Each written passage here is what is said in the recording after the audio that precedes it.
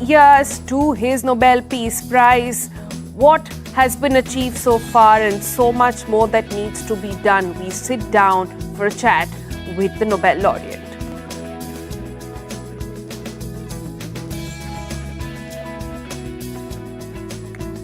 Kia EV9 launched. We bring you a closer look. What to expect? What exactly are the first impressions like? Overdrive took a ride, and here's their verdict.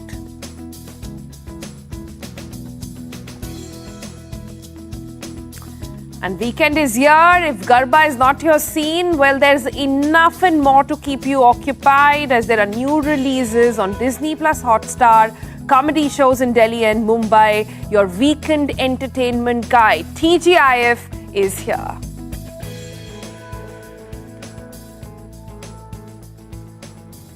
It's Friday, and before we get down to making your weekend binge plans, hear us out on this one. Well, in recent years, the non-alcoholic beverage market in India has exploded, with consumers increasingly seeking alternatives to traditional alcoholic drinks. In fact, you must have noticed in your peer groups all around, right? So many more people have now started to ditch alcohol altogether. But as they move on to so-called healthy drinks, from what could be innovative cocktails and in fact mocktails in this case, health-focused options like kombucha, flavored sparkling waters, is it really good for you? Well, there is a growing awareness for wellness and lifestyle choices, but the beverages, as they gain in popularity, the question comes in, are they truly healthy? Let's talk about non-alcoholic beverages. They may look like the perfect solution to social drinking, but should you really make the switch? Because these drinks are marketed saying zero alcohol, zero harm, but is that really so? Mocktails often come loaded with added sugar and syrups. Excessive sugar, we all know by now, leads to weight gain, diabetes, dental issues, the whole host of problems really that sugar brings along with it. So even though if you're skipping alcohol, you may still be racking up unwanted calories. In fact, some studies suggest that introducing these drinks to teens and kids might be also opening the door in a way to real alcohol consumption later in life. They also might go on to mimic the taste and feel and even the branding of their the non-alcoholic counterparts, which experts believe could normalize alcohol use for younger generation. But hold on, we're not saying just because non-alcoholic drinks are bad, you should go back to alcohol. That's not what this story is all about. The issue that we'll discuss here today is to understand the good, bad and ugly of non-alcoholic drinks and how do you ensure what's actually good for you and in what quantity.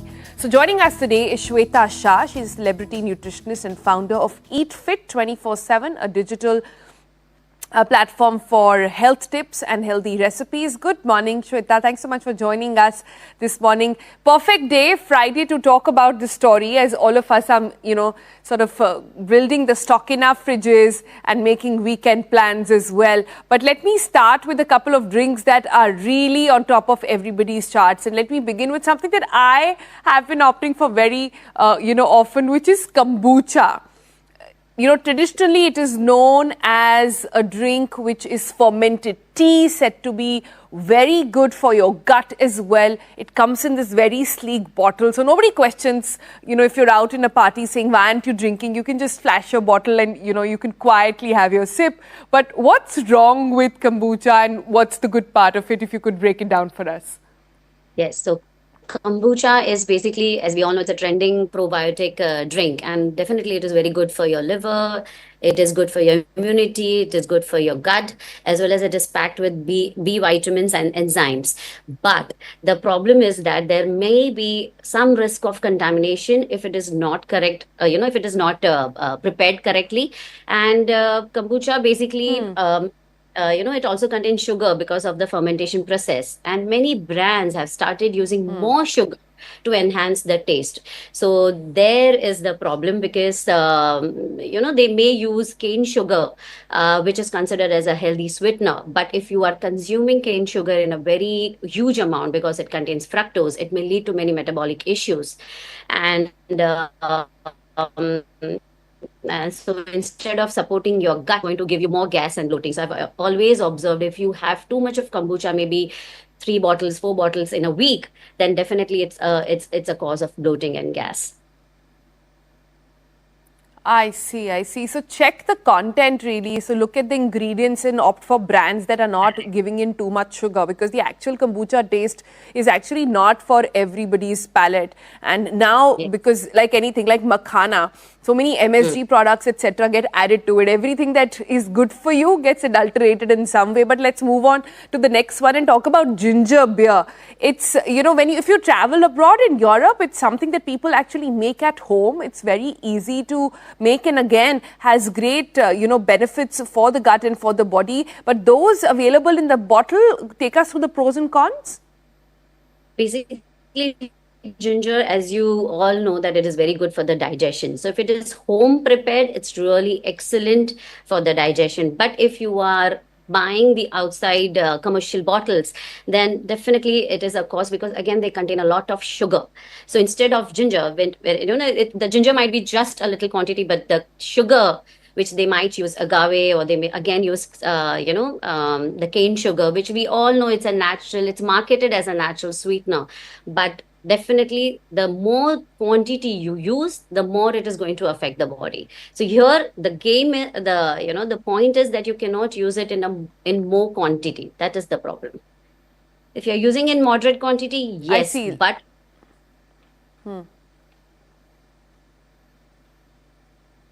Yeah, yeah. yeah, so if you're using in moderate quantity, yes, you can go ahead with it, but not in a huge quantity, because just because it's a ginger ale, you can't do it again and again and again. So you have to be very careful about what you're putting it into your system. That's the overriding theme over here, right? Like whatever you're consuming, if it's coming out of a bottle and it's commercial, do check ingredients, and second, check on the quantity. But I have a different question for you, Shweta. Then a lot of people crave something bubbly, something like soda, which is not soda. So that is the reason why a lot of these sparkling wines, which are non-alcoholic, and and soda also, just flavored soda, which is now in the market. What's your take on that?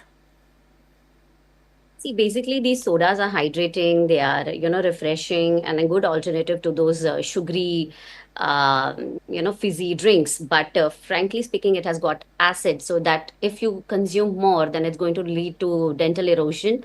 And there is this carbonation. So definitely, it is going to lead to more gas and bloating. And nowadays, people have started using sodium bicarbonate in it. So you may feel that it is a mineral rich drink, but sodium bicarbonate has adds up on the sodium, and that's the reason there is a very high blood pressure if you're consuming it, thinking that it is healthy and consuming it in your parties, and but that may increase your blood pressure. So you have to be very cautious while using it. So basically, while you are reading the Okay. labels, you have to go through the sodium content also. I see. But Shweta, people listening to us right now will say, to piye kya? Matlab, if you're out and you want to just have a good time with your friends and you don't want to call a lot of attention by being the only non-alcoholic in the room, what do you do? What do you sip on? Because we're constantly telling them that, kombuchas don't cut it, ginger beer doesn't cut it, sparkling wines don't cut it. So what exactly is it then? What should you opt for? Basically, see, I'm not saying don't have these, they have their own pros and cons, but the only thing is that you have to stick to the quantity, right? Only one glass or maybe just half a glass is what you have to just hold and sit. And I have seen many people who are just holding that one glass with adding more of water in it and just standing. That's the healthiest way to actually go ahead with. Are you saying fool the people around you and actually just keep sipping Exactly. water? That's your advice. That's not Exactly. going to And this keep is you what very popular many, amongst friends.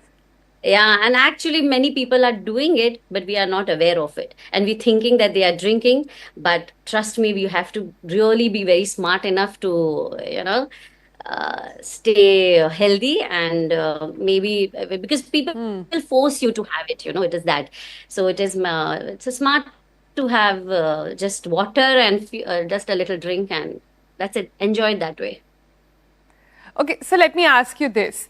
What is the quantity of, say, these carbonated drinks which are out in the market really good for you, or perhaps okay to have over a weekend?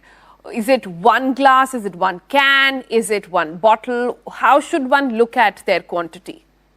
I would always advise to just stick to 150 to 200 ml of that comes up to just one glass for you to sustain the whole night. And only once in a week is what is the healthiest way to stick to it. So if you're having parties twice, then definitely you have to, say 75 to 100 ml is what is the healthiest way to sustain. I see. And then what's your also quick note on energy drinks? Because they seem to be doing the rounds. We are surrounded in a world where we see even our sports stars and a lot of influencers, even health, freaks sort of pump on healthy drinks, energy drinks, saying that, listen, I don't drink alcohol, but this is my vice. So how does one balance it out there? No, I would not prefer those healthy drinks because instead of being healthy, obviously they, give you a quick energy boost, but they are very high on sugar.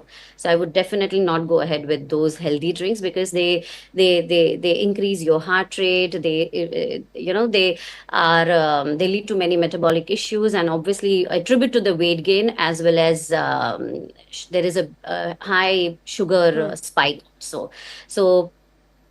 not to have the energy drinks because it might also lead to the kidney diseases. So it's stay away from the energy drinks. You may feel it is healthy, but not at all. It is not at all healthy. Actually, you know what? When you're going through any drink, it is very important to go through three things, which is that, you should read the labels properly and see for the three things. That is the sodium content, the added preservatives, and the amount of sugar in it. And the forms of sugar, because nowadays marketers fool us. So, instead of sugar, they use agave or maybe the cane sugar, which is very high in fructose. They also contain fructose corn syrup. So rather than getting swayed away by these buzzwords like healthy and organic and natural, it's very important to see the hidden ingredients in whichever drink you are selecting. Right. So don't get fooled by the marketing people, but it is very important to thoroughly read the labels and just don't put anything in the system. Yeah. Yeah. All right, Shweta, we'll leave it there for now. Thank you so much for joining us. And for everybody feeling hum piye kya, well, I think the best thing to actually do is sip water. And if not, you can add some soda to it, maybe make a fresh lime, and maybe that will sustain the night. But that's me. I don't know if you have other choices and if you have other alternatives which are healthy, which has been label proofed as well, please write into us. We'd be happy to take them on board as well. All right, let's move on now and take you through stories from across the globe. And this is a worrying one coming in from the United States. This is about Hurricane Milton, which has wreaked havoc in the United States. It made a deadly impact after slamming into Florida as a Category 3 hurricane. CNN's Waldman latest report assessed damage as the death toll continued to mount. Here's a ground report.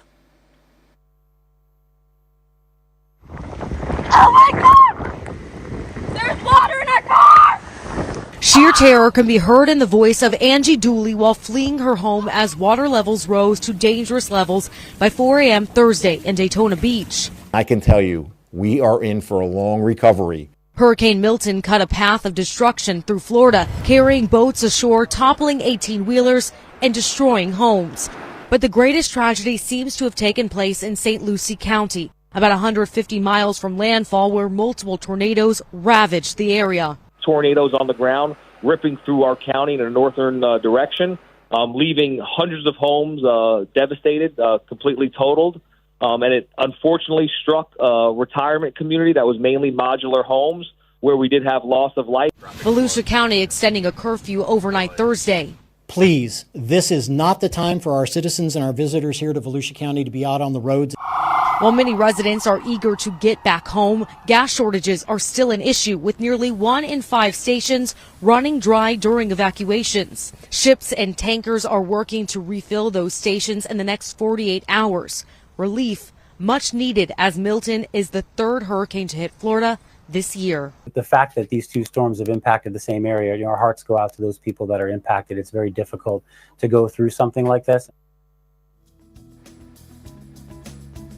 One of the worst we've seen in the recent past as well. But let's move on from what's happening in Florida to what's happening in the world of tennis, where it is end of an era.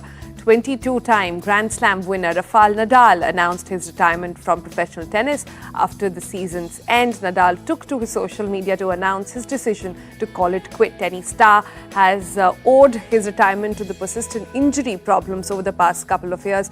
And I think this is what he had said earlier as well, where he said that once his best friend and his best enemy on the court retired, it was time for him to hang his boots as well. Here's the report. We are ready. Hola a todos, estoy aquí para comunicaros que me retiro del tenis profesional. Tennis superstar Rafael Nadal on Thursday released a video calling time on his glittering career. The video, set to music, reflects on the career highs of the Spaniard, dubbed the King of Clay, who boasts 22 Grand Slam singles titles. The 38-year-old admitting his fitness struggles, including injuries that plagued his career. Pero en esta vida pues todo tiene un principio y un final. Nadal played only 23 matches in the last 2 seasons, but his professional journey has made him one of the greatest players in tennis. He tasted victory a record 14 times at the French Open, his most recent in 2022. Although he was unable to play the 2023 tournament and was beaten in the first round this year, he left Paris with a jaw-dropping 112 wins and just 4 losses.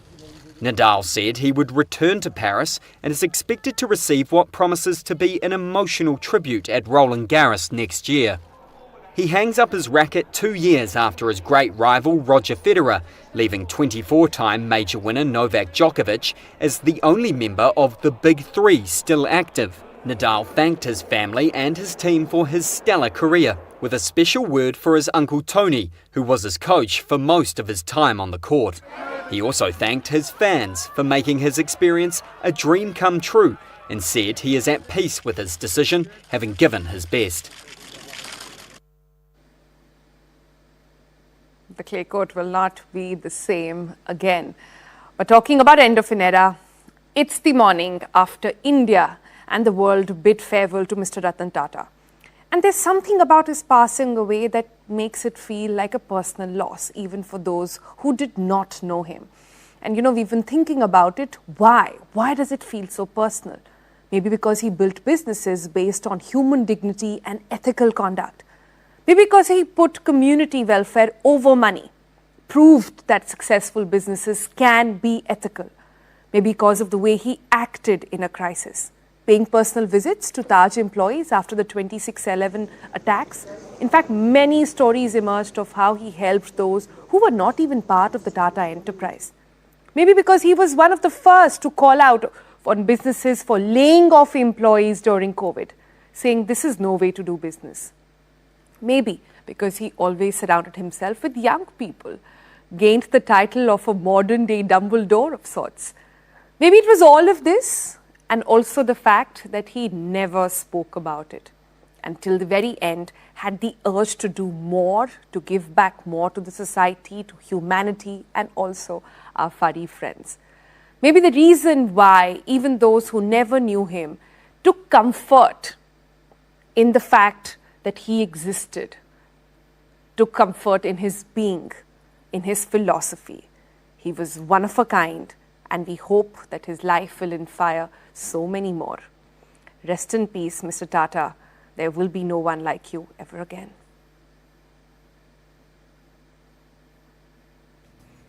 Quick break. We're back in a moment.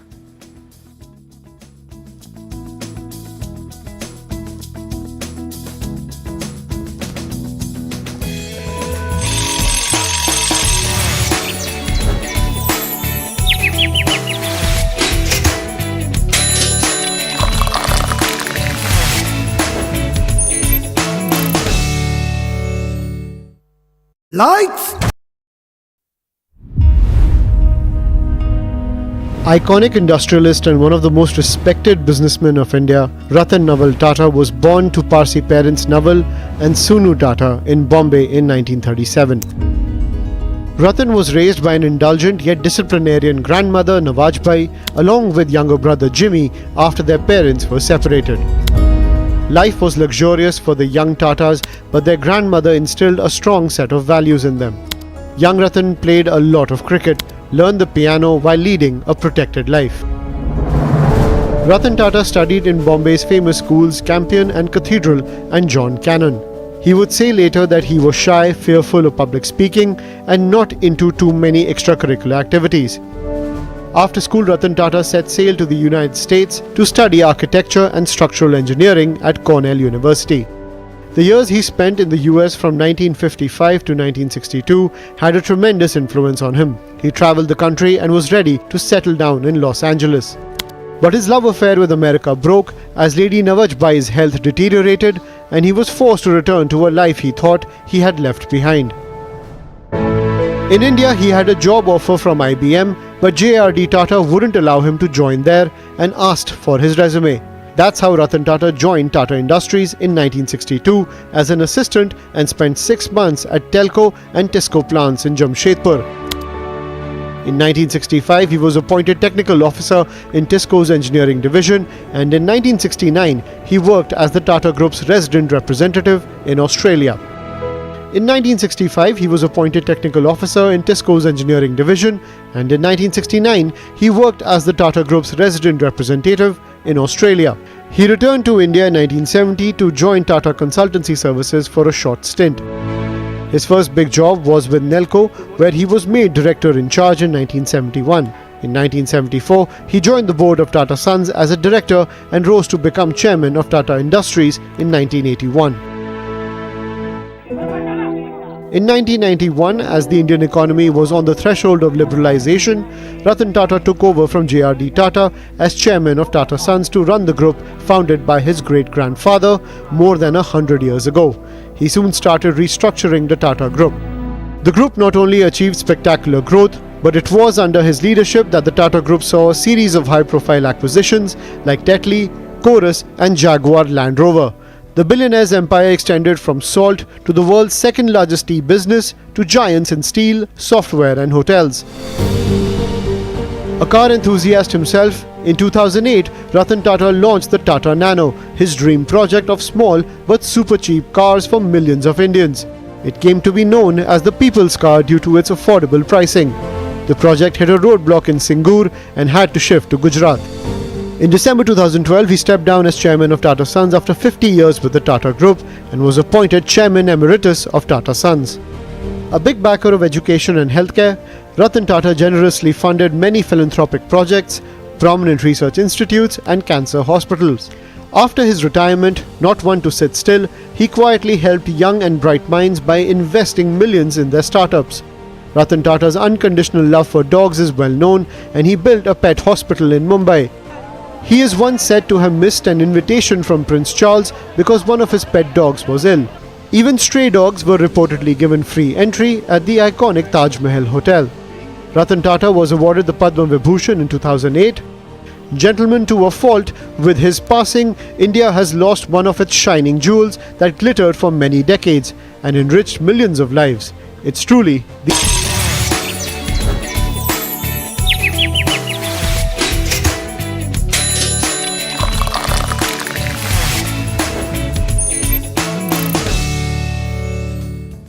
Welcome back. It's time on the program where we take you through our person of interest.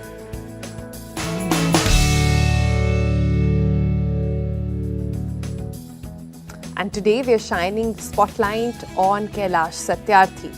He's the 7th Indian to win the Nobel Prize, and this is the 10-year anniversary of him winning that Nobel Peace Prize along with Malala Yousafzai. Now, he's a champion of children's rights. He dedicated his life to fighting child labor, advocating for universal education. In fact, he traded a career as an electrical engineer for a life of activism. He also ended up founding the Bachpan Bachao Andolan, Save children movement in 1980. His work didn't go unnoticed, and he shared the 2014 Nobel Peace Prize along with Malala. So what drives Mr. Satyarthi's missions? He believes education is the key to breaking cycles of poverty and exploitation. His movement has liberated over 86,000 children from child labor, slavery and trafficking. And today, when a different kind of problem clouds the young, the youth and the children of the day, we thought it would be a good time to bring him back on the program and get his wisdom on the subject. So joining us now is Mr. Satyarthi. Good morning, sir. Welcome to the Breakfast Club. So glad to be speaking to you. And firstly, a big congratulations. Abhi kali ki baat lagti hai कि आपका Nobel Peace Prize announce हुआ था, but who would believe it's been 10 years already to that day, to that remarkable day. As you look back on the day when the prize was announced, what thoughts come to mind? Well, exactly 10 years ago, I was sitting at this place in my office in the same room, and I was working on my computer, and suddenly some journalist from your fraternity called me up, and he said, "Kailash ji, Nobel Prize," and he was so thrilled or so moved, he could not complete his full sentence. And I thought that somebody might have received the prize or the announcement has been made, and he is asking for my comment. So I started Googling Nobel Peace Prize 2014 so that I should not be looked foolish that I had no idea that who has got the Peace Prize this year. And I had no idea that the Peace Prizes are announced that day. So it had not yet came on Google. But suddenly my people from the room downstairs, they rushed up and they started hugging and chanting, and they were so jubilant.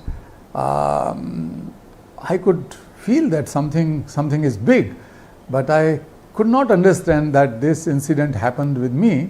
But later on I realized that my name was announced for the Peace Prize this year.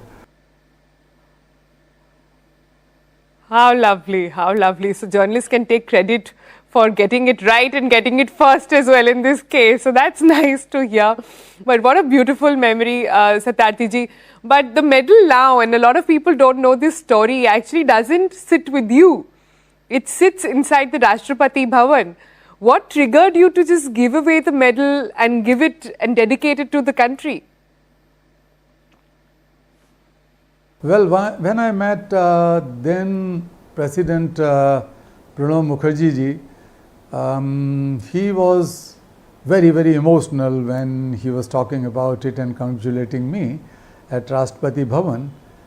And then suddenly he said that, "Kailash, perhaps you don't know that India, being the land of humanity and peace and non-violence, we don't have one single Nobel medal, not just peace, but any Nobel medal kept on the land of India, because most of the people, almost all, have left India and they have changed their citizenship and they are living somewhere else. The only Nobel medal, according to President Mukherjee, was Gurudev Rabindranath Tagore's medal, but unfortunately it has been stolen. So there was no medal lying in India. So he was very moved telling this story. So that moment I thought that this prestigious prize does not belong to me or just my family or my organization. This belongs to every single citizen of India. It belongs to my motherland, India.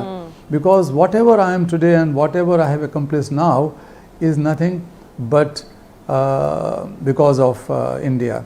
So next day, I wrote him a letter that, "Sir, I wanted to give it away to the nation." That's very thoughtful of you. And what a beautiful gesture for the medal now to be open for anybody who actually visits Rashtrapati Bhavan to go and see and witness themselves. Beautiful messaging there. But Satyarthi ji, help us understand this. 10 years on, the recognition that follows a Nobel Peace Prize, the awareness that for the cause that follows a Nobel Peace Prize, what do you feel we have managed to achieve in these 10 years? Nobel Peace Prize has definitely helped me to get access to major, policy makers, presidents, prime ministers. It began with President Obama, who was and who is a fellow Nobel laureate. So he agreed to support this idea, and I have met Pope. I have met several presidents and several prime ministers, and they all agreed on it. And we were successful, and it was incorporated in SDGs. Now it's the part of SDG. So that was one thing. But later on, we wanted to bring the Nobel Peace Laureates and other Nobel laureates as the moral voices to speak on behalf of such children who were always neglected or abused. And we have been able to create the laureates and leaders for children, and that has been a major success in bringing together Nobel laureates from all disciplines, and the cause was children. And so this summit was organized, and the outcome of the laureates summit, the document has been introduced in G20 summits, and for the first time the G20 leaders have incorporated all these issues which I am talking about in outcome documents of G20 summits. So we have been able to successfully bring in this whole issue in the global political discourse, especially with those powerful 20 nations. Right. But as we speak on this issue of children, of Bachpan Bachao, Satyarthi ji, we are in middle of a war. Children are dying every day, suffering in different kinds inside the war zone as we speak. Gaza war has only escalated in the past 1 year. Do you have a lesson or a message perhaps, or a solution for what can be done for the children of Gaza? Well, there are several proposals being talked about, but the most important thing is that we have to engage these major two nations or Israel plus other nations in some dialogue. Without the diplomacy and dialogue, we cannot restore the peace in that region. So that is very important. But as far as I am concerned and my other laureates are concerned, last year on 7th of October, when about 1,400 innocent Israelis, children and women and others were kidnapped by this extremist group Hamas, we knew that the repercussions would be 1,000 times grave and dangerous and disastrous. So I took the initiative and started talking with other laureates, and you will not believe that in all spheres of life, including many of the Nobel laureates, were so divided. Some people were supporting only Israel, and others were talking about saving Palestine and its recognition and so on. But somehow I said that why the innocent children should suffer? Children have never been responsible for wars and conflicts and all kind of politics, dirty politics, what we see now. But why they should pay the highest price for it? I see. But let me rephrase the question then, Mr. Satyarthi, because just want to get to the bottom of this over here. Do you think today that the UN and the world could have done better for the children of Gaza? Red Cross as well as other UN agencies are trying their best, but in many places they are not allowed to enter. There are a lot of barricades. There are a lot of weaponry and armed restrictions. They cannot go. So that is a serious problem. But as a Nobel laureate, on behalf of all my colleagues, I can repeat it again that these children are our children. Even if one single child is killed as they are being killed today, unfortunately, we cannot call ourselves safe. We cannot call ourselves civilized. We cannot call ourselves human if we are allowing this to happen. We have to strongly oppose, and we have to rise beyond the politics. We have to rise above the diplomacy. Whatever is your interest, political interest, I appeal all the nations to speak in one tongue, in one language for our children. They are all our children, and we have to be compassionate for them, and compassion for our children is the only solution. I see. Siddharthi ji, also as we talk about this global issue, the fact that the Peace Prize had gone to you and to Malala together, was it itself such a celebratory moment? The world was looking at it not just as a prize, but as a gesture, as a messaging that had gone on even back then. Today, 10 years on, as you look back at those memories, are you still in touch? Do you have a message for Malala as the Peace Prize completes, as your Peace Prize completes 10 years? My dear daughter, I always call her daughter, and we talk sometimes, definitely, and I wish that she should become a mother soon, and then I will tell her child to call me Nanu or Nana, whatever. So that is something which is more personal. That's sweet. Can I bring your attention, Siddharthi ji, to something which is more to do with the kids of the today, the urban kids of today, and a problem that is constantly on the minds of parents and young kids in India and across the globe actually. But in India these days, more and more has been talked about how the bachpan of the kids is being taken away by technology in a way. Screen addiction to apps, to social media websites is really taking over. Would love to sort of understand your take on this screen addiction epidemic of sorts that has taken over the young in the country. The problem is only that if these are, as I said before, are controlled by those who just wanted to make money at every cost or any cost, they don't care how these young people's mind are being polluted or being, alienated from their own families and so on. This is the problem. If we are able to use the same technology, these are the social media platforms. If these platforms are used for building hopes, building a sense of responsibility for each other, building humanity, that can bring about miracles in the lives of young people, because this is so powerful technology and the power is misused.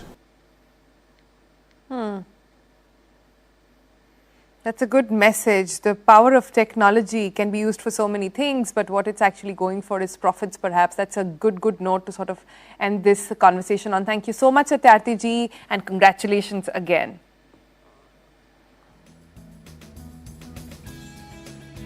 All right, let's move on now. And yesterday we observed the World Mental Health Day, but the conversation doesn't stop at a particular day or at a particular event. We at the Breakfast Quiz continue to sort of take it on every day, and prioritizing your well-being is our top focus. So here's a message from Sri Ravi Shankar on this day. Take a look.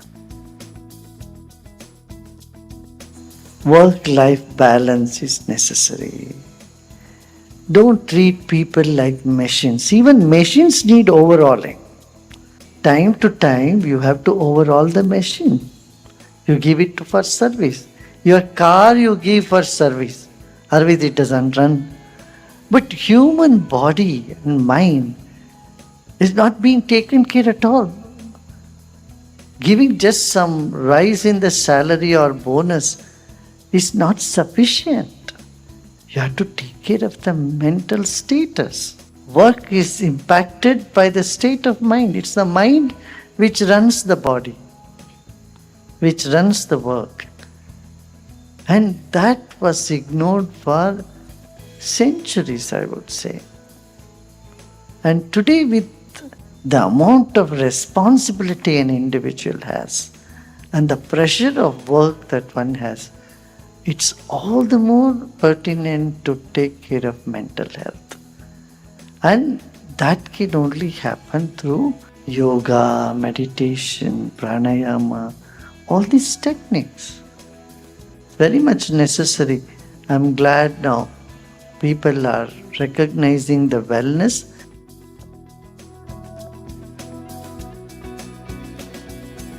All right, glad to see stress at work and mental health at workplace taking center stage. So important at this point. Let's take a break on that note. When we come back, we'll take you through all the activities you can indulge this Friday.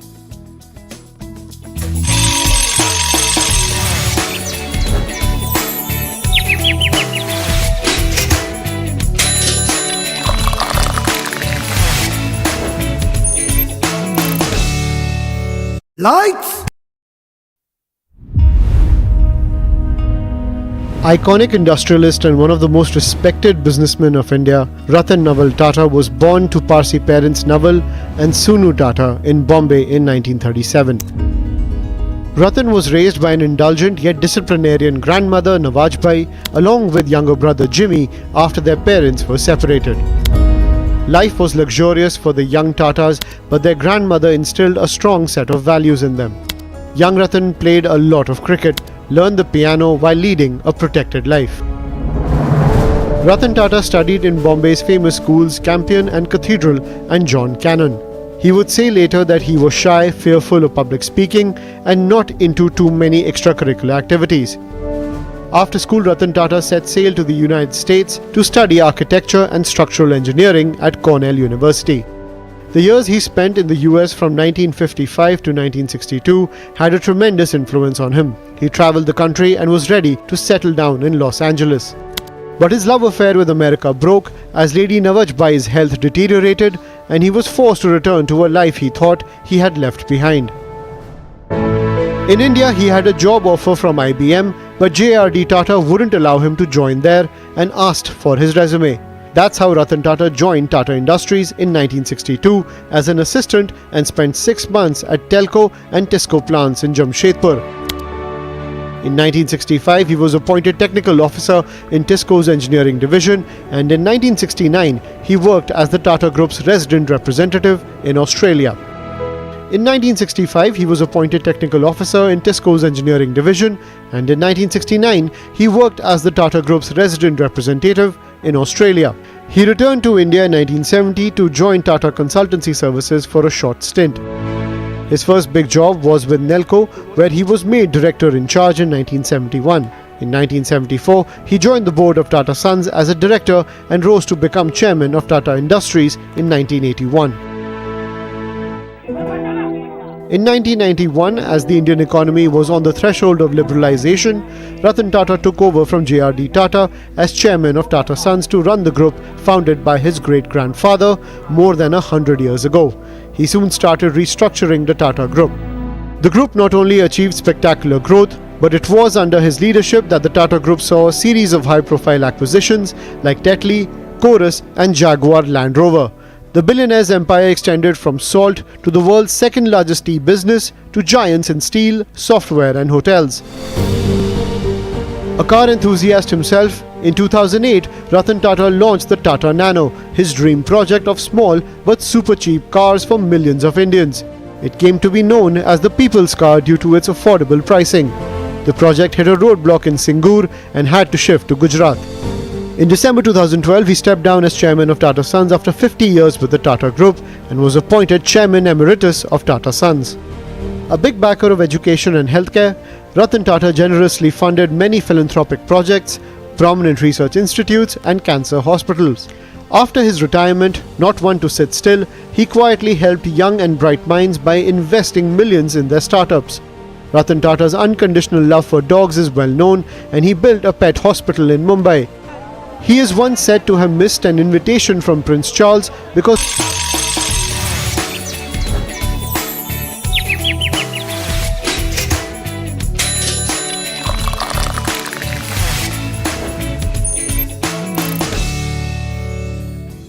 Welcome back. It's Friday, and as always, we have got your weekend planner ready. So there are lots of OTT releases. There are movies as well. For example, Jigra, Badass Ravi Kumar, and if not, you can also binge watch Teacup on Jio Cinema or Lonely Planet on Netflix. Plus, you also if you're in comedy, can look into Harsh Gujral live in Delhi, Anubhav Singh, Basi, Kisi Ko Batana Mat in Mumbai as well. So the full weekend planner is here, even if you are not into Garba or Dandiya, which essentially is what people will be doing this weekend. Have a look.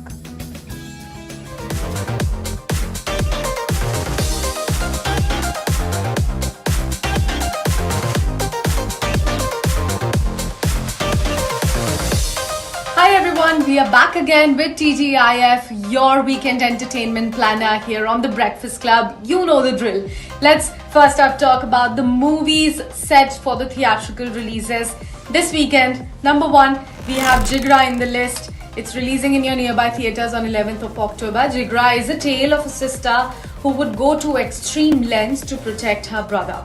Number 2 is Badass Ravi Kumar. It's also releasing on 11th of October. The Exposed franchise is now going to the next level with Himesh Reshammiya doing a spin-off from his iconic character Ravi Kumar from his film The Exposed as an action musical entertainer in which he is set to fight 10 sensational villains. Number 3 is Vicky Vidya Ka Wo Wala video, also releasing on 11th of October. It's a story about the pandemonium in a small town when a VHS tape containing an intimate video of Vicky and Vidya goes missing. Movie is all set to take you back to the 90s also.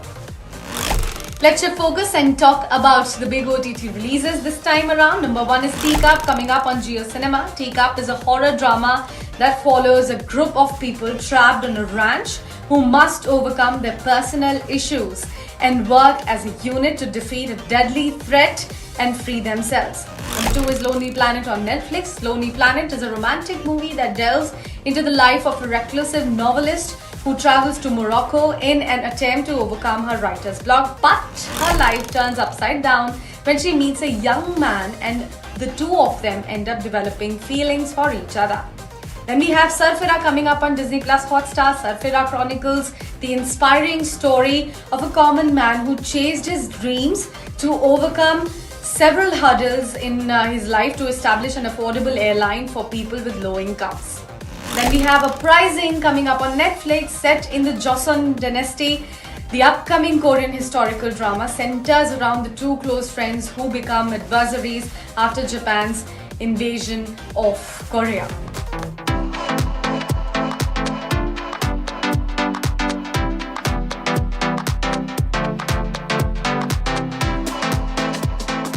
Let's talk about some of the events that you can attend with your friends and families. Number 1, we have comedian Harsh Gujral performing his set live on 11th of October here in the national capital.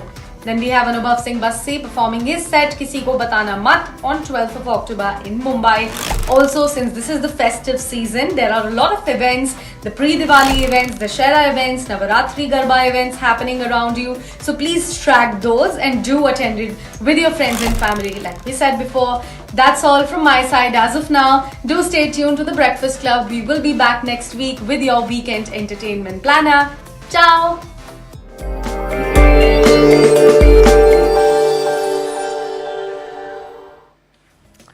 All right, next we bring you a special segment on the financial markets powered by Money Control Pro, Money Control's premium destination for investing and business insights. Let's start with how markets are pegged to open this morning. Well, GIFT Nifty trends indicate a flat to negative opening for the Indian equity indices. US stocks end down after latest retail inflation data came in hotter than expected, dampening rate cut hopes. But meanwhile, Asian shares gain as investors ignore the US inflation cues altogether. Oil prices remain elevated as investors weigh impact of hurricane on US demand. Moving on to sector and the one in focus today, well, global spend on technology has seen broad-based revival so far, except for green shoots in few pockets. Industry experts, however, pinning hopes on the improved macro stability following the first rate cut by the US Fed. The accumulation of pending technology spends has given rise to hope of a decent recovery from calendar year 2025. Onwards. You can log into Money Control Pro, find out more about the prospects of technology sector and various other actionable insights on the markets. It is a premium destination for all your investing views and financial insights you will ever need, brought to you by Money Control.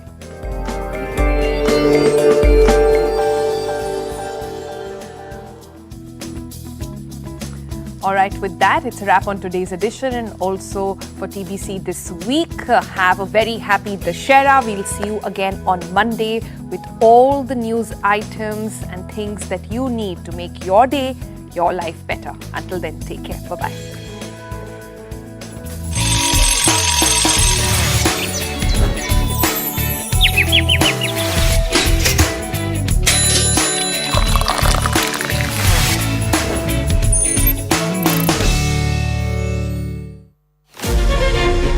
Putting Bharat's interests first, always.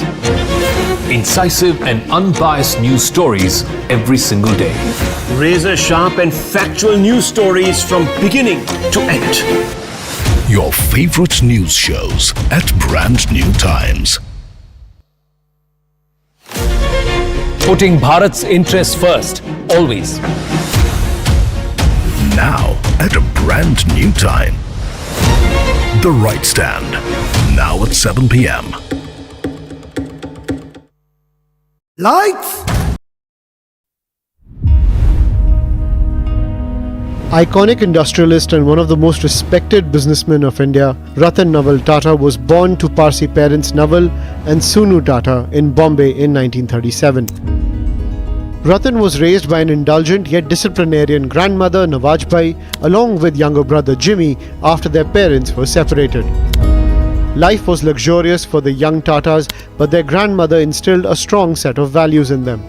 Young Ratan played a lot of cricket, learned the piano while leading a protected life. Ratan Tata studied in Bombay's famous schools Campion and Cathedral and John Cannon. He would say later that he was shy, fearful of public speaking and not into too many extracurricular activities. After school, Ratan Tata set sail to the United States to study architecture and structural engineering at Cornell University. The years he spent in the US from 1955 to 1962 had a tremendous influence on him. He traveled the country and was ready to settle down in Los Angeles. But his love affair with America broke as Lady Nawajbai's health deteriorated and he was forced to return to a life he thought he had left behind. In India, he had a job offer from IBM, but JRD Tata wouldn't allow him to join there and asked for his resume. That's how Ratan Tata joined Tata Industries in 1962 as an assistant and spent 6 months at Telco and Tisco plants in Jamshedpur. In 1965, he was appointed technical officer in Tisco's engineering division, and in 1969, he worked as the Tata Group's resident representative in Australia. In 1965, he was appointed technical officer in Tisco's engineering division, and in 1969, he worked as the Tata Group's resident representative in Australia. He returned to India in 1970 to join Tata Consultancy Services for a short stint.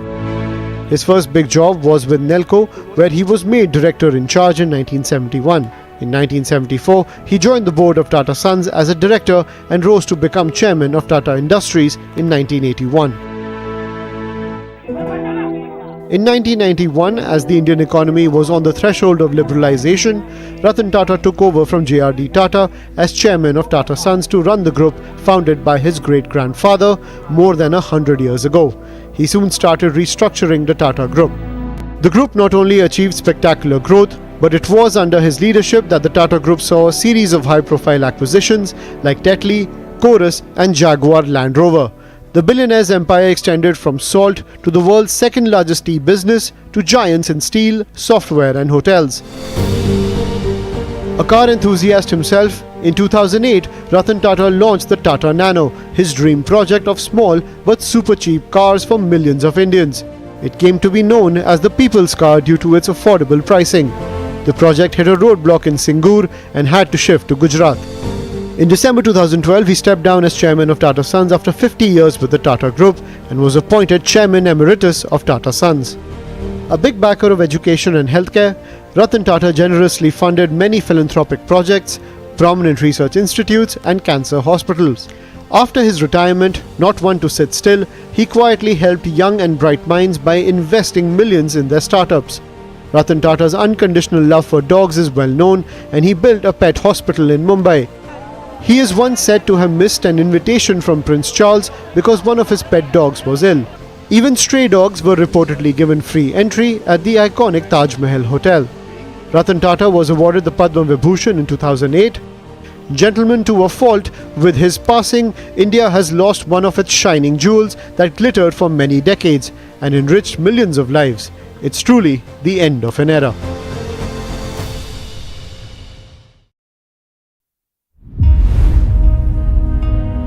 Iconic industrialist and one of the most respected businessmen of India, Ratan Naval Tata was born to Parsi.